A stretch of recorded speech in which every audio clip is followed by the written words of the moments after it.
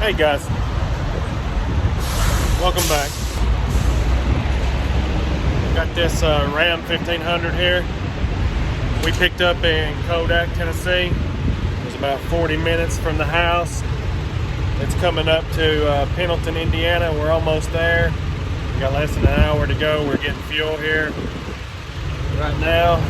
So we're going to drop this. We're going up to the Topeka yard. Depending on how much time we have, we might load up tonight or we might load up in the morning, but we're going to spend the night there at the Topeka yard. We got two campers that we're picking up, a 21 and a 23 footer, going down to Lawrenceville, Georgia, to Lightning RV. As you remember, one of my past videos, we went there. So that's where we're headed. We'll finish filling up here. Check these straps. I just wanted to show you the truck I have. My part's about $320. Not bad for coming right up where I'm going anyway. So I'm gonna finish fueling, check these straps, use the bathroom, and get back on the road. Let me add one thing. I want to add, thank goodness for mobile fueling in the Pilot app. That's what happens when you're in Indiana and your wallet's in Tennessee. One day, I don't know, I was off my 10 hours and I was fooling with the Pilot app, and I did the mobile fueling app. I set it up, never used it. Well, stopped to get fuel, looking for my wallet. Guess what I don't have? It's at home. I do have a picture of my ID on my phone though, so if anything happens and I gotta have it, hopefully that works for them. I know it would for me when I was a law enforcement officer. But so we're gonna be back home tomorrow because we're picking up either tonight or in the morning, and then we're going back home because we can't make it to Georgia. So we're just gonna go home, spend the night, and then get up and leave out the next day. So I have my wallet back tomorrow, but man, I'd been up the creek if I hadn't have set up that mobile fueling app. So that's come in handy, and it's actually a lot easier than getting out and putting it in the pump and doing the 9 million things you got to do there. So I'll probably start using it. But I just want to give you guys that little tidbit and let you know what was going on, that I don't have a wallet with me. I did do a cash advance here, so I'd have some cash in case I got somewhere where I needed some, which was painless. I've never done that before either. So, well, we're gonna jump back on the interstate here. We got less than an hour till we deliver this car, so I'll get back with you guys. Hey guys, here we are. It's been a minute since we done this, but about the load we picked up, 21 footer, towing a 23 footer, going to Lawrenceville, Georgia. We're about 20 minutes from the house, and I heard a loud pop under my seat. I got out and checked because I thought, well, I heard a loud pop and felt it, but it felt like it was under my seat, but I thought, heck, it might have been a tire on the camper or something. I just felt funny, but got out and checked everything. Was good. Got back in the trunk, tried to go, just no power. Ran my code scanner, and it said turbo under boost, and I was like, man, this is a new freaking turbo. But this hose, one of the turbo hoses here, had blew off. Why? I don't know, but we've got it back on. So we're about to put the cab back down and fire up and see what happens here. So I will get back with you guys if I make it home and let you know that everything went all right. Hey guys, I parked over at my daughter's house because they haven't moved in yet, because this is in the driveway. I could have probably pulled on the other side of it, but I didn't want to fool with it. So I just pulled over there to her house. The hose popped off as soon as I pulled out again. So I had sprayed it with some lube before. I sprayed it again, but I got the drill this time and really cranked it down. So I'm gonna have to get a new hose clamp that's popping off. I think that's the only thing it is. So, but we made it home, so just want to let you guys know. So I'll see you tomorrow. Whew. Hey guys, I'm here at Lightning RV, and Lawrenceville, Georgia. Lawrenceville. I about said Lawrenceburg, but it's Lawrenceville. Just unloaded back there. You see them or not? But we've done it here. We've unloaded here before. This is where they do. They have all the movie trucks and things like that they take out, movie and makeup, living quarters, and all that they take out for people doing movies. My beard. From the time I pulled up to the gate and I put my ELD on duty, they let me in the gate, unloaded, my paperwork back to me, 38 minutes. Whew. That's checking in 2 units here. They don't play around. I like that. So we are going to submit our paperwork, and we are once again going to take the scenic route through Tallulah Falls over to Waynesville, North Carolina, and go home.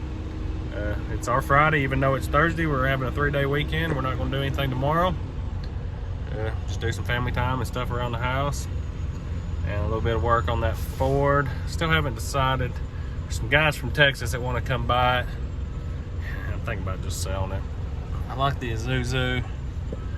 You know, it's part of my brand as Hustle, Haul, and Tow, and it's dependable. I don't know a lot about the other truck.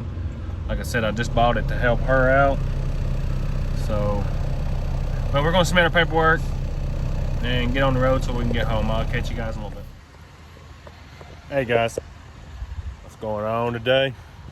We're up here at Kelly Buick GMC in Fort Wayne, Indiana. Just dropping this Buick off right here, Buick Enclave. It's pretty nice. Then we're shooting on over to Goshen. We picked that up in Johnson City, brought it to Fort Wayne, shooting about an hour, a little over an hour over to Goshen, picking up 2 campers, going right back to Johnson City, and that's just about 45 minutes from the house. So not a bad, quick little week again. Still kind of slow, so taking what we can get, and just so happen it's getting us by the house. Last week, the only night we spent out was Tuesday night. This week, the only night we're going to spend out is Tuesday night. I'm not complaining. It's pretty nice. Still paying the bills, putting some money up, spending plenty of time with the fam. That's what it's all about. But we're gotta do our pictures. Submit this. All we do is we park it here, throw the keys in the box, I email them my BOLs, they sign them and send them to Horizon. It's not a bad gig, but I like delivering here. But Buick stepped up their game. I brought that little Buick Encore here, and this is the bigger Buick. This has a 3rd row in it. I'm telling you, it's nice. You know, used to quote unquote Buick was for the old people. Not anymore. Making them look nice. But we're gonna get our pictures and everything done, put our stuff up, and we're actually gonna stay here in Fort Wayne. Walmart's right around the corner, and we're gonna stay there tonight. And we'll get up in the morning, finish out the hour drive, and get loaded up.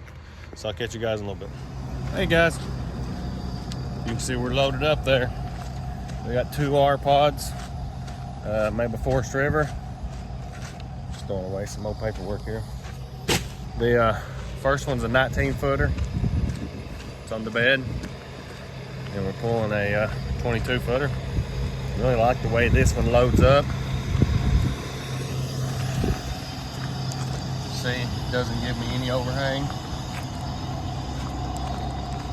So we don't have to use any extra extensions or anything. And we got the 22-footer here. So, be eager to see how this pulls. I like the way it's on there. So we're going to get on the road. We're headed back to the house, and then we'll deliver Johnson City in the morning. So I'll catch you guys in a little bit. Hey guys, back at you here. We're on the road. So, you know, I just showed you these 2 R pods that we've got on the truck. And one thing I really like about the one that's on the truck is most of the time with the camper, the way that the Isuzu's narrow, then my bed sticks out. And of course I got my makeshift sleeper there. A lot of times when the campers are on the back of the truck, it's hard to see them. I can see like the tail ends of them. So it's hard to see where they're positioned in there. But with these R pods, where the wheels stick out, It's basically as wide as my bed. And I like that because I can see that and I can keep an eye on my straps a lot better than the ones that sit in further. So I really like that. So far, everything about these two, these are the first R-Pods I've done. Everything about these two so far as loading them and pulling, I ain't that far out of the yard, but everything about them I like so far for my truck. They sit on there nice and they pull nice. So over the weekend, changed the oil, changed the fuel filters, and got my AC working. Woo. Man, it's nice now. All it was, and I hadn't really ran the AC until that first trip down to Daytona, Florida. I tried to run the AC and the belt broke because it was real loose. It was just worn out basically. But I had kind of looked at it and knew I needed a new belt, but I was like, I'll do this trip and then I'll take care of it. But the belt, because I checked it for the simple fact of I didn't want to break a serpentine belt. But the air conditioner belt on this truck is a completely separate belt.